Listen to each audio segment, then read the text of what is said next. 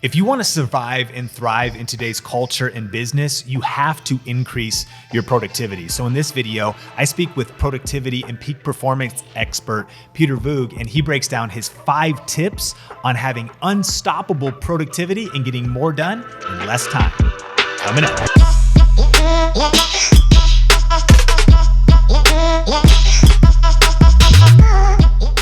Hey, what's up? Sean Cannell here with Think Media, bringing you the best tips and tools for building your influence with online video. And we're in our business-minded content creator series here with Peter Voogd. How's it going? Amazing, man. Excited to be here.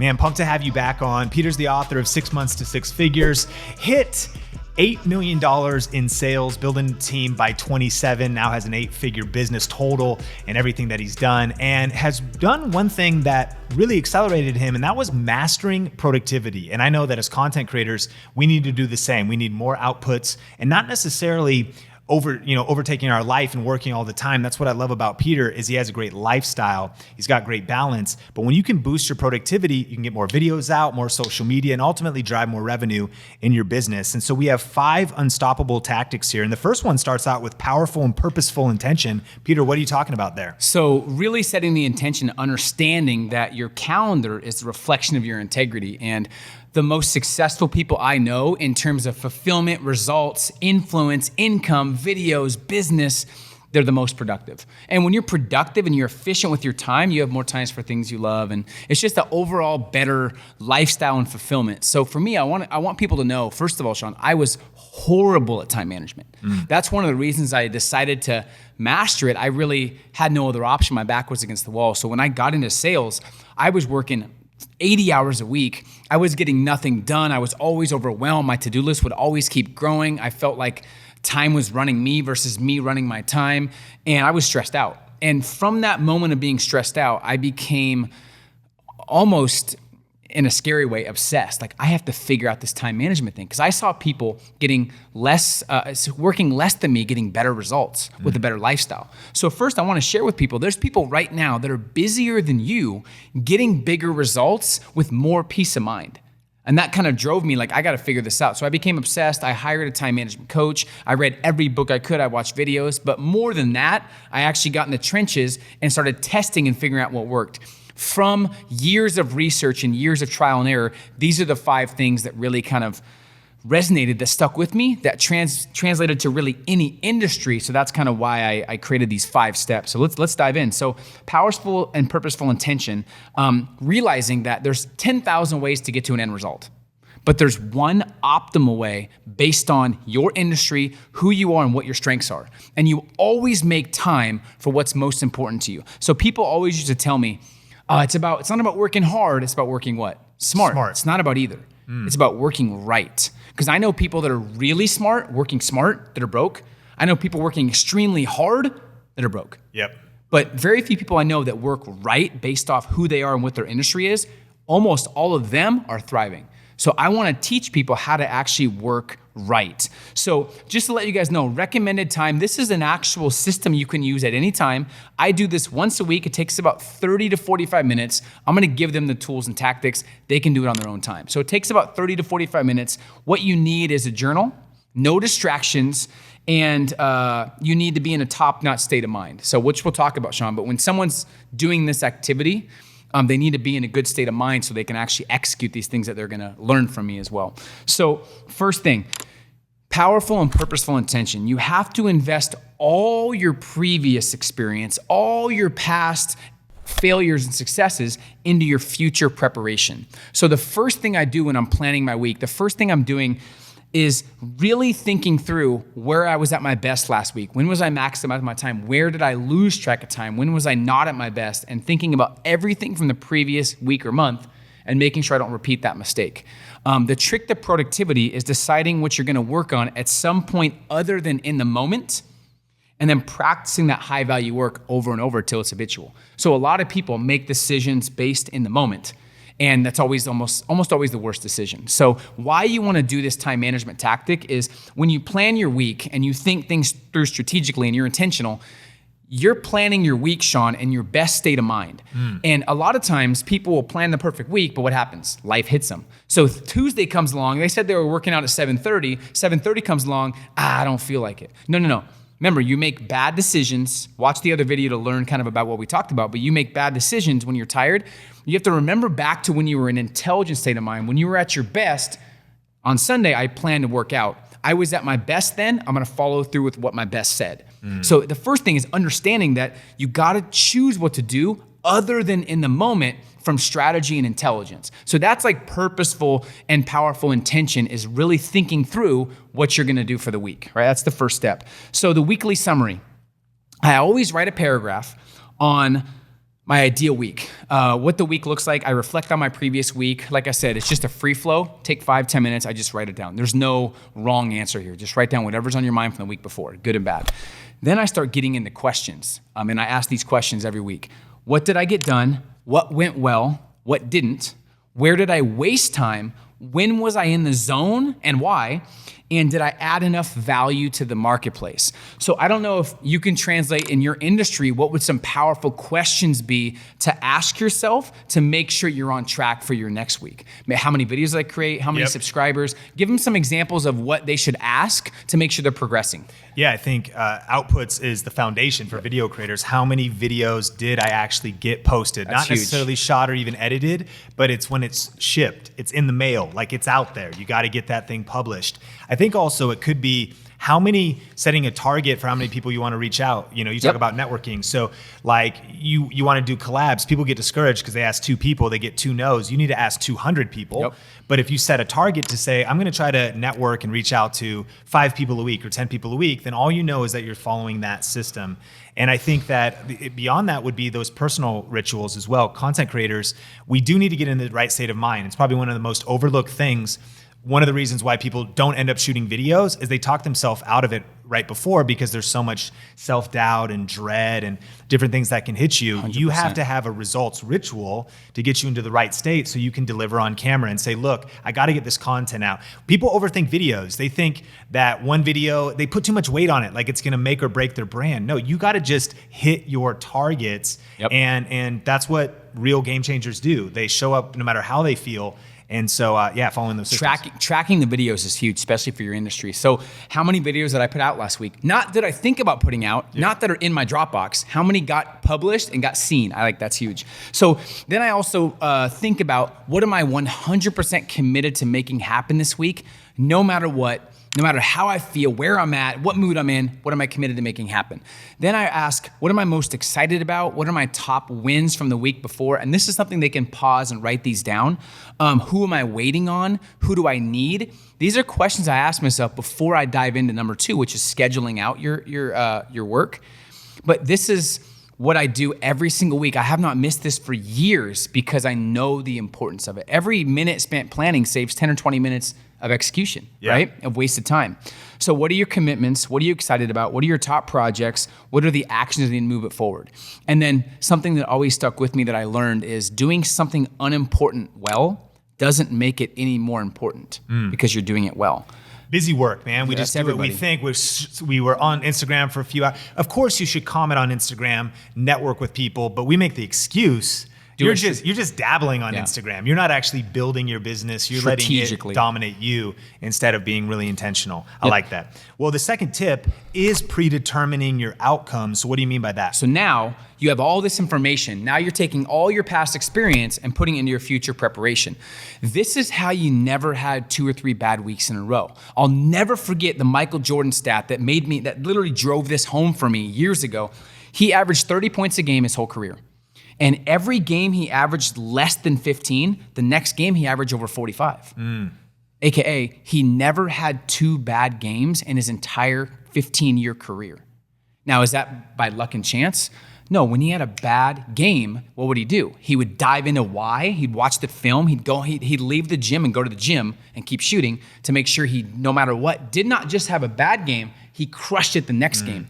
So it's the same thing with entrepreneurship. If you have a bad week, shame on you for having 2 bad weeks. There's people in our society that have a bad month, another bad month. There's people that have bad years. What are you doing? Figure out why and don't do that, right? Make a change. So it's like, that's why I take this so sacredly and it's so important to me, because it's like, I don't want to have 2 bad weeks. Not just for me, but for my family and people that I impact. So that's why people need to take this serious. And as free spirits, as creatives, It's tough to be structured. I'll be the first one to tell you. This is the one thing I will never, ever, ever miss, because I have to have some type of structure for results, or you're at the mercy of your mood and feelings, right? Yeah. So that's why it's important. So predetermine. What are my most valuable priorities this week? Period. Most valuable. So top 3 profit producing. I talk about this all the time. Top 3 non-negotiables. And this is not just results. This is lifestyle, family, business. So top 3 non-negotiables could be health. It could be working out every day. It could be morning routines. It's different for everybody. But what are your top 3 profit-producing activities? You will not believe the amount of people that reach out to me and I audit their business, or they talk to me about what they're doing. They're working 50 hours a week and doing everything except what drives results. Wow. Or what drives revenue too. And you probably see this all the time. It's like they maybe have influence. I know influencers that have 1 million followers and they have no money because they're doing the things that don't make them money. That's why it's always profit producing first, period. Then, who do I need to reach out to this week that can help me cut my learning curve in half? I'm big on networking because it's not about age anymore or experience. It's all about networking. So every week I'm like, who can I connect with to help me cut my goals or my learning curve in half and help me advance my mission quicker, right? You were one of the people to connect with this week. Me and you connected the last couple of weeks. Who am I committed to serving this week? What am I committed to giving to the marketplace, and who am I committed to serving? This might not be relevant for everybody watching, but it definitely is for your audience. What are they committed to putting out this week? Yeah. Who are you committed to reaching this week? And that's really predetermining your outcome, is thinking things through of what you're gonna do this week, regardless of feeling or emotion. And the stuff that really matters. I know you're big on that moves the needle. The 80-20 rule, whereas, typically 20% of our energy produces 80% of our results. And the flip is true. 80% of our time out of your 40-hour week, 50-hour week is only producing 20% of the results. So if you can drill down on those things that move the needle, you call them IPAs, income producing activities, focus your Death Star laser on that and just crush it so that you're focusing on the most important things, which brings us to number 3. But hey, if you're getting value out of this video, smash the like button because Peter's dropping some fire. Number 3. This is my favorite part of the video when he says smash the like button. I want you guys don't just hit the like button, smash it. Like hit your keyboard hard. Yes, thank you. Or your phone, just smash it, break the screen. Number 3, Peter, putting it in your schedule. So if it's not in your schedule, it's not real. Like your calendar is a reflection of your integrity. Your schedule is a reflection of your integrity, period. So now it's putting it actually in and penciling it in. If it's not in my schedule, it doesn't get done. So if it gets in your schedule, it gets done. And this could be in your iPhone, in your journal, in your whatever. So here's what I put in my schedule right away. Everything I can't change. So stuff I can't change, meetings, calls, weekly master plan. When I have a son, it's gonna be like basketball game, whatever it is, taking my kid to school, things that no matter what, don't change. That's always in your schedule first. Second, what are you 100% committed to making happen no matter what? And then it's your profit producing activities. So if you're making phone calls or prospect calls, okay, figure out when the most efficient and effective time to make those calls are. Don't do it based off your schedule, do it based off efficiency of what the most effective time to call people is. We used to do like 7:30 to 9 in the morning was a great time to get a hold of leads. So put in your schedule when you're gonna make the profit-producing activities. Monday through Thursday, 7 a.m. to 9, whatever it is for you. Reaching out to prospects, doing marketing campaigns, creating videos, collabing, whatever. Top 3 non-negotiables, put in, and then who you're gonna reach out to and when and what the agenda is. That's it. So now you thought about your week, you're purposeful, you're intentional, and now you're thinking about what your highest priorities are. Now you're putting it all in your schedule. And now you finally have your week locked in. So that's step 3. That's super powerful. What gets scheduled gets done. And so we want to pass the question off to you.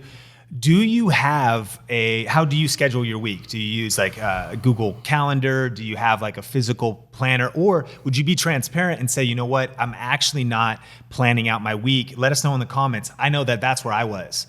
And I know that everything changed for me really when I started using Google Calendar and when I started putting block time on my calendar. Heather on our team always says, like, you gotta block the time to actually get projects done. And so we've been compounding our momentum, Peter, with scheduling, looking ahead and thinking things through, which then once it's actually in your calendar and scheduled though, now number 4, you gotta protect your time and create boundaries. So what do you kind of do in that area? So first of all, the more you protect your time, the more valuable it becomes. And if you don't respect your time, nobody else will. That's just the bottom line. So if you don't respect and protect your time, no one else will. You have to teach people kind of how to communicate with you, right? So when I mean protect your time, now you have your schedule mapped out. But for most people, they have their schedule perfectly mapped out. It never happens that way. Well, for real successful people, it does happen that way because they've defined it and their most important priorities are locked in. They don't let outside circumstances affect them. So here's some for me. I create technology-free zones.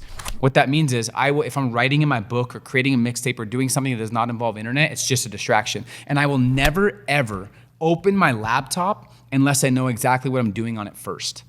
That's a big one because I used to open it. Let's check this. Sure. So never open your phone or laptop unless you know what you're doing because either you control your time or it controls you. Second thing is don't be too accessible. Like I haven't answered my phone when I don't know the number in like years. Leave a voicemail if it's important. Yeah. And just being strategic and not being accessible where everyone can reach you. Like limit your access. Make your access more valuable by becoming more valuable, right? Be unorthodox. For me, I value my time so much, like with family and with my wife and with my team, that I try to do everything unorthodox. I don't like going out Friday, Saturday nights because it's too busy. I don't like being in crowds. I'd rather, I was gonna say get gas, but I no longer get gas, electric. But I like to do things when no one else is doing them. So grocery shopping, traveling, I do everything the opposite of society. So I'm trying to be unorthodox so I could save my time. I always call ahead for my meals so they're ready when I get there. Just weird stuff like that. Yeah. That's probably obsessive, but teach people how to communicate with you and no email ever first thing in the morning, never. So I don't ever do email right away. So that's protecting my boundaries, is just making sure that I'm in control of my schedule and not someone else or external circumstances. And you could do that any way you want. And another thing for me, I'll talk about it in the next tip. Huge key for productivity. And actually, we did a video over on Peter's channel that's part of this series that talks about some billionaire time management. Level, yeah. That's the next level if stuff. you want to reach the 7, 8, 9 figure. So if you want to learn some of those principles, we'll link to the whole playlist on the YouTube card, and we'll put a link to the entire playlist, including that time management secrets of billionaires. But this brings us to the fifth tip here, and being fully present while leveraging your time. And I like that you brought this up because sometimes when we're watching productivity, it can almost feel like, are you over optimizing? But this is for a reason. This is so that you can have more peace of mind and more presence. But what do you mean by this tip? So when you finally have your schedule mapped out and you finally are protecting your time, you could do all that perfectly. If you're not fully present on what you're doing, you're not gonna ever be in the zone. You're never gonna create your best work. So wherever you are, be there. So if I'm focused and writing, like in my laptop, creating content, I'm all the way there. If I'm eating dinner with the family, I'm all the way there. A lot of people, when they're with the family, they're thinking about work. When they're at work, oh, damn, I should be with family. When they're on vacation, damn, I want to be working. When they're working, damn, I want to be on vacation. It's the worst way to live on the planet, is not present. So I finally learned to just be present with what I'm at. Right now, this is the only thing I care about is this video and giving as much value as possible to your audience because I love that they're dedicated to greatness and they're watching this. I love that. But a lot of people aren't present. So wherever you are, be there. Morning routine, in the gym, in the shower, just be fully present wherever you are. That's the first tip. Second is, this has changed my life. Sell myself before I take anything on. So now I look through my schedule and I look through everything I've just done. If there's something I'm not fully sold on, I take it out. Because if you're not fully sold on it, that's how procrastination happens. The number one key to procrastination is not being sold on what you're doing. So don't take on any activities unless you're fully sold on it to begin with, period. Why do people, divorce rate's so high. If you're not 100% sold on your significant other, if there's like 1% doubt, like, there might be someone else out there, it's not happening. Smoking, if you're not 100% sold on how smoking is bad for you, you'll still smoke.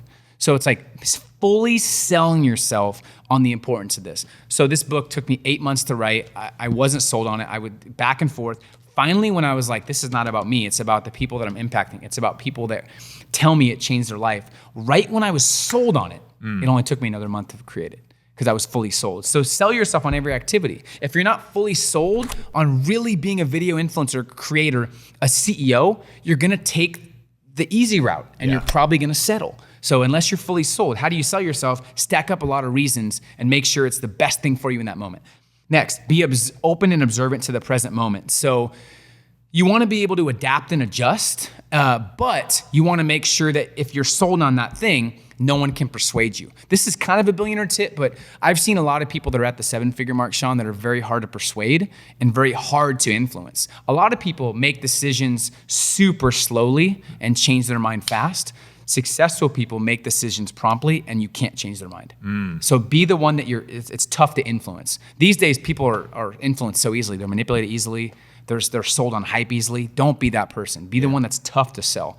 Last is standards and intelligence versus emotion. We talked about this in a lot of the videos, but now it's just making intelligent decisions, not emotional decisions throughout the week. And one thing that I'm kind of leaning towards here is, like I said at the beginning, you're not gonna always feel like doing what you've already planned, but the intelligent you was in the perfect state of mind when you planned out your week. So realize that if you don't wanna make this decision, who cares? You already said you were gonna do this. You already sold yourself on it when you were making your plan, and that's your better self because you were in the zone. Here, you're not, right? So listen to like the most intelligent self when you made that schedule. And then I always ask myself, in the moment, is this the most intelligent decision to make, or was this the most intelligent decision to make? Because making emotional decisions killed a lot of my progress in business early on, so I don't want to make those decisions as well. And then, of course, Parkinson's law, as time decreases, intensity and resourcefulness increases. So I put time limits on certain things to make sure I don't have that perfectionism stage, and like something that should take me 20 minutes just took me an hour and a half. So I put time limits on things too. And that's really the focus on that tip, is just making sure that I'm present, I'm fully focused. A thing for me too is being in the zone. It takes 17 to 20 minutes to get yourself in the zone. And when you're in the zone, you're 3 times more productive. There's been a ton of studies. Your endorphins are sparked. So if you're interrupted, and everyone's been in the zone, like athletes get in the zone, entertainers, entrepreneurs. When you're interrupted before that 20 minutes is up, you're not in the zone. It takes you 20 more minutes. So most people are never in the zone because they have so many distractions. Constantly being interrupted, constantly having notifications go off, 100%. Constantly having people walk through. They haven't set up boundaries or put on airplane 100%. Mode. And they're living a fractured life rather than a focused 100%. Life. And think about it. Nothing they have online is their optimal best. Nothing. Because they're always not. Now, it could be great content. That shows how talented you are. We only use 10% of our potential. When you're stressed, you use 3%. And when you're not in the zone, you're creating great content because you're talented, but it's not close to what it could be. Imagine never being in the zone and knowing that all your content is 70% what it could be. Wow. So that's like a crazy thought. So I'm like, I always want to be in the zone. That's why I'm like so focused on not having distractions and thinking about what interruptions could come in my way and disrupting those before they happen. If you don't have a plan to interrupt your interruptions, your plans will always be interrupted. Mic drop moment right there. Think Media, this is some challenging content, but I think it's so important. And I want to think for a second. Just imagine, do you believe that right now you could be 2 times as productive? Do you believe that actually right now you could be 10 times as productive and effective as you are right now? How about 100 times? I know that that's actually possible, that actually probably most people could elevate their productivity to such a level, but it's got to take work and action. So I hope you can check out some of the other videos in this series, a lot of valuable content so you can go further, faster in your business, your brand. And so make sure to watch that. We'll link to it in the description below. Peter, what are some of your final thoughts on going out there and crushing it and staying in that peak performance, productive mode as content creators and entrepreneurs? I think just understanding that activities without purpose are the drain of all like fulfillment, and they're the cause of all frustration. So just being more purposeful and intentional and moving with massive strategy and clarity versus taking random acts of action is going to help you live a more fulfilled and a better lifestyle. And getting tactical, thinking about how important it is to live a designed, inspired, world-class life. And most people let the design of their life happen from someone else. So who should design your life? You should. So being more purposeful about that. But tactically, schedule 30 to 60 minutes in the next week of when you're gonna go through these activities. Literally put it in your schedule, protect your time, create boundaries, be 100% present, and do all you can to stay in the zone. And always start with your highest value priorities. I would challenge people to not start their week till it's written on paper or till it's scheduled first. That's my challenge to people. Do not start until it's planned out and mapped out first. Powerful challenge. Peter Voogd, there's some bonus resources you have here. If you haven't checked out the book, 6 Months to Six Figures, highly recommended. I listened to the audiobook, but there's a few bonuses where you actually go through some different worksheets and some things to help people go through this. So it's very action focused. There's a lot of fill in the blanks and stuff like that. Very cool. So if you want to check out all those details, we'll post those in the description below. Peter, if people want to follow you on social, where can they find you? Instagram at Peter J. Voogd. Peter J. Voogd pretty much everywhere. Twitter's Peter Voogd 23. And yeah, I'd love to help out. If you have any questions or need anything clarified, reach out and I'd love to help you. Think Media appreciate you. Smash like if you haven't yet. Subscribe for more content like this, and we'll see you in the next video. Smash the like. Peace.